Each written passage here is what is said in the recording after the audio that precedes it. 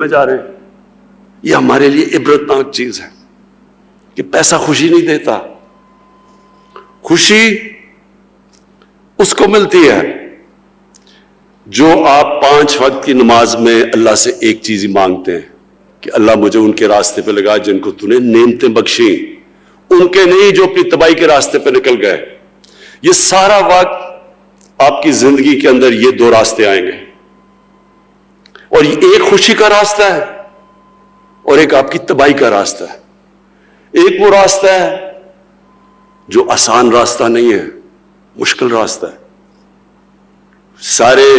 سب سے زیادہ نعمتیں تو اللہ نے اپنے پیغمبروں کو بخشی، لیکن اللہ کے پیغمبروں کی کسی کی بھی آسان زندگی نہیں تھی، سب کی مشکل زندگیاں تھیں.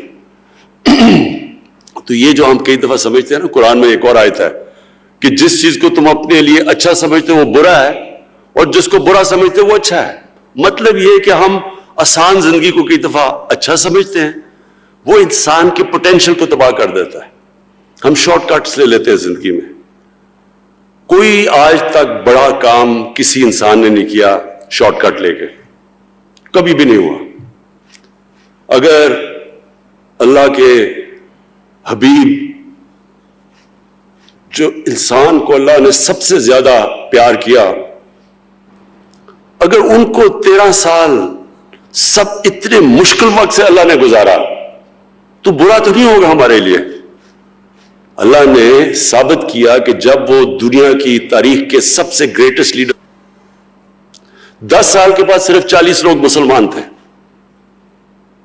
اور وہ دنیا کی تاریخ میں ایسا انقلاب نہیں آیا جو انہوں نے 23 سال کے بعد، ان کی نبوت کے 23 سال کے بعد جو وہ انقلاب آیا. کبھی اس لیے میں نے القادر یونیورسٹی بنا رہا ہوں کہ ہمیں پتہ اسٹڈی کریں ہمارا انٹلیکٹ کہ وہ کیا چیز تھی، وہ کیا کوالٹیز تھی کہ انہوں نے وہ عرب جو تقسیم ہوئے تھے جن کی حیثیت کوئی نہیں تھی، 2 سپر پاورز تھیں دونوں طرف، وہ کیا چیز تھی کہ 13 15 16 سالوں کے اندر وہی جن کی حیثیت نہیں تھی وہ 2 سپر پاورز ان کے سامنے گھٹنے ٹیک گئی اور دنیا کا سب سے عظیم سیویلائزیشن کیا. صرف یہ نہیں کہ وہ دنیا میں ساری جگہ چلے گئے اور ان کی فوجیں کامیاب ہو گئیں، وہ تو منگولین کی جو چنگیز خان کی فوجیں تھیں وہ بھی سب سے تیزی سے کامیاب ہو گئیں. لیکن 100 سال کے بعد پتہ ہی نہیں کہ منگولین کدھر گئے، منگولین سیویلائزیشن کا ہی نہیں پتا. انہوں نے تو وہ سیویلائزیشن قائم کیا جو سب سے عظیم سیویلائزیشن تھا، اور جس کی وجہ سے اگر یورپ آج اور ویسٹ آگے بڑھا ہے تو وہ سیویلائزیشن نے جو نالج کو ڈیولپ کیا اور پھر آگے ان کے سائنٹسٹ مسلمانوں نے آگے چھوڑا. تو کہنے کا مقصد یہ ہے کہ ایک یونیورسٹی ہے جو کہ انشاءاللہ نالج سٹی بنے گی. یہ تو گورنمنٹ میں نہیں نا، یہ تو میں نے گورنمنٹ کے باہر بنائی ہے. اور دوسری جو یونیورسٹی ہے وہ انشاءاللہ جو علامہ اقبال نے جو ایک کتاب لکھی تھی کہ the reconstruction of religious thought in Islam، کہ اسلام کے تھاٹ کو ڈیولپ کریں. ہمارے انٹلیکچوئلز آئیں، وہ بتائیں کہ یہ ملک بنا کیوں تھا. اگر یہی ملک بننا تھا کہ جی ٹاٹا برلا کی جگہ یا شریف اور زرداری نے امیر ہونا تھا تو اس کا مقصد کوئی نہیں تھا. علامہ اقبال کا بڑا واضح تھا کہ یہ ملک ایک دنیا کے لیے مثال بنے گا کہ اصل میں اسلام کیا ہے، اور وہ انشاءاللہ ہم یہاں ڈیولپ کریں گے. یونیورسٹیز کے اندر بھی میں نے کہا کہ ایک ضرور ہمیں ایک سے شروع کریں گے. ابھی ہم سرگودا یونیورسٹی سے شروع کر رہے ہیں. PhD کلاسز ہوں، اور پھر باقی یونیورسٹیز کے اندر ضرور ایک کلاس ہو جو ڈیولپ کرے کہ ہمیں انسان بنائیں. ٹیکنالوجی اور ٹیکنیکل ایجوکیشن بہت ضروری ہے، لیکن اس کے ساتھ ساتھ ٹیکنالوجی اور ٹیکنیکل ایجوکیشن تو ہمیں آگے لے کے جائے گا. جو ٹیکنالوجی کی اب ریولوشن آ رہی ہے دنیا میں، اس سپیڈ پہ کبھی ٹیکنالوجی آگے بڑھی نہیں جو اس سپیڈ پہ آج بڑھ رہی ہے. تو وہ تو ہمیں اس پہ شرکت کرنی ہے پوری طرح. ہم آگے پیچھے رہ گئے ہیں. ٹیکنیکل ایجوکیشن کی بہت ضرورت ہے کیونکہ ہمارے اتنے زیادہ بے روزگار نوجوان ہیں، ان کو جب تک ٹیکنیکل ایجوکیشن نہیں ملے گا روزگار نہیں ملے گا. یعنی وہ، اور جتنا ہم اپنے انسانوں کے اوپر ویلیو ایڈ کرتے جائیں، جتنا ان کے اوپر خرچ کرتے جائیں گے وہ معاشرے میں ویلیو ایڈ کریں گے. اور دنیا میں تو وہ اکانومی اوپر جاتی ہے جو نالج اکانومی ہے. تو ہمارے ملک میں یہ بہت بڑی ہم نے غلطی کی کہ ہم نے نہ ٹیکنالوجی کے اوپر، نہ اپنی ہائر ایجوکیشن پہ، نہ ٹیکنیکل ایجوکیشن پہ اتنا زور لگایا. تو یہ دونوں ساتھ ساتھ جاتے ہیں. ایک آپ کو اکوپ کرتا ہے دنیا میں آگے بڑھنے کے لیے، کیونکہ سارے سائنسدان جب مسلمانوں پر گئے تو سائنسدان بھی سارے ٹاپ مسلمان تھے. دوسرا اس سے بھی امپورٹنٹ چیز ہے کہ ہمیں بتاتا ہے کہ ہمارا دنیا میں مقصد کیا ہے. ہم عقل مند جانور نہیں ہیں، ہم انسان ہیں، اشرف المخلوقات ہیں. تو یونیورسٹی ایجوکیشن کا بہت بڑا امپیکٹ پڑتا ہے سوسائٹی پہ، کیونکہ یونیورسٹی ایجوکیشن لوگوں کو ایک اور لیول پہ لے کے جاتی ہے. امریکہ کی جو اسینٹ ہوئی جب آج سے 120 سال پہلے اوپر جانا شروع ہوا امریکہ، تو وہ اس کی ایک بہت بڑی وجہ تھی کہ دنیا میں سب سے زیادہ گریجویٹس امریکہ میں نکل رہے تھے. جب آپ کے گریجویٹس، جب آپ کی ہائر ایجوکیشن کے اندر آپ لوگوں کے اوپر انویسٹ کرتے ہیں اپنے پاپولیشن پہ، تو وہ خود ہی ملک اٹھا دیتا ہے. ضرورت نہیں پڑتی آپ کو کچھ کرنے کی. ایک پڑھا لکھا پاپولیشن خود قوم کو اٹھاتا ہے. تو میں آپ کو خراج تحسین پیش کرتا ہوں کہ یہاں سے آپ کے اتنے زبردست ریزلٹس ہیں ملکان یونیورسٹی کے، اور انشاءاللہ میں نے محمود خان کو کہا ہوا ہے کہ جیسے جیسے ہمارے حالات بہتر ہوتے جائیں گے، ہم بڑے مشکل حالات سے نکلے ہیں. پہلے تو سال سٹیبل ہی کرتے رہے کیونکہ بالکل ملک مقروض تھا.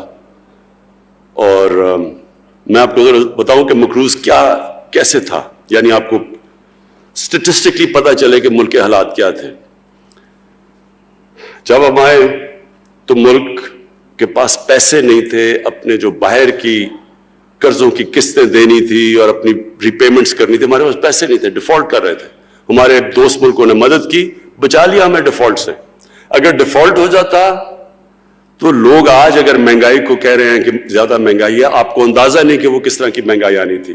کیونکہ ڈیفالٹ ہوتا تو روپے نے گر جانا تھا. جب روپے نے گرنا تھا تو سب مہنگی ہو جاتی ہے. تو ابھی بھی جو مہنگائی ہے وہ اس لیے کہ 2018 کے شروع میں اور اب تک روپیہ 107 روپے ڈالر سے اب 155 یا 160 پہ پہنچا ہے. تو جب روپیہ گرتا ہے ساری چیزیں مہنگی ہو جاتی ہیں. امپورٹ سب کچھ، تیل، بجلی، ٹرانسپورٹ، باہر سے دالیں، گھی، جو چیز امپورٹ ہوتی ہے وہ مہنگی ہو جاتی ہے.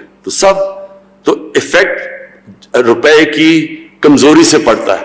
تو روپیہ اگر، کیونکہ ہمارے پاس تو فورن ایکسچینج ریزروز ہی نہیں تھے، تو اگر وہ روپیہ گرنا شروع ہوتا، ہمارے پاس تو کوئی چیز اس کو روکنے کے لیے نہیں تھی.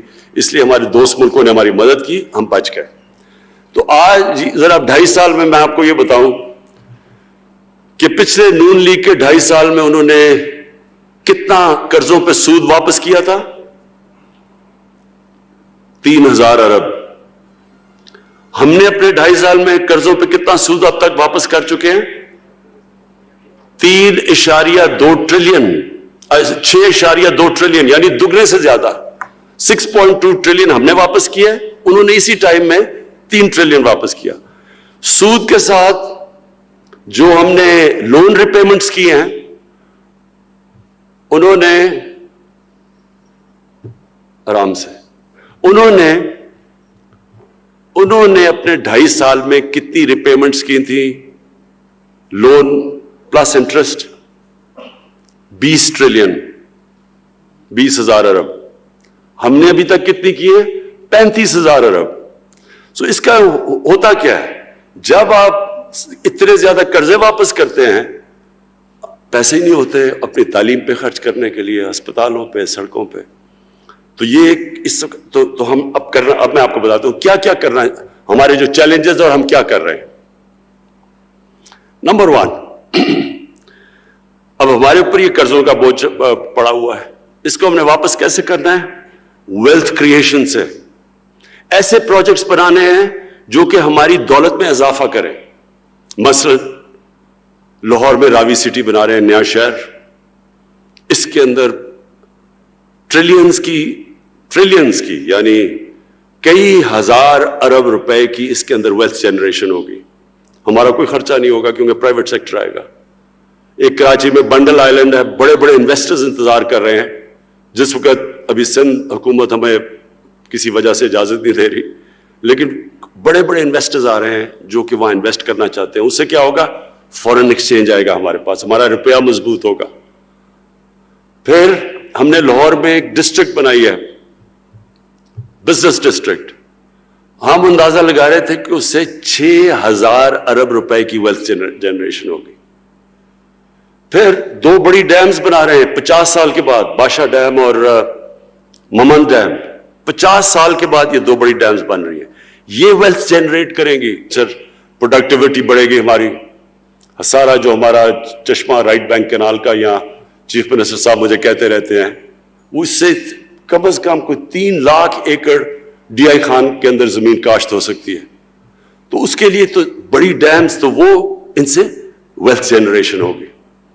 پھر ہم کنسٹرکشن انڈسٹری کے, وہ اس وقت ہماری کنسٹرکشن انڈسٹری کے ہم وہ انسینٹیو دے رہے ہیں, اور وہ اس لیول کی کنسٹرکشن ہو رہی جو پاکستان کی تاریخ میں کبھی نہیں ہوئی, کیونکہ ہم نے ان کو انسینٹیوائز کیا, ان کے لیے آسانیاں کی, اپنے لو کاسٹ گھر بنا رہے ہیں, افورڈیبل ہاؤسنگ لوگوں کے لیے. یہ پہلی دفعہ پاکستان میں ہو رہا ہے. تو جیسے جو کنسٹرکشن ہے اس کے ساتھ 30 اور انڈسٹریز جڑی ہوئی ہیں.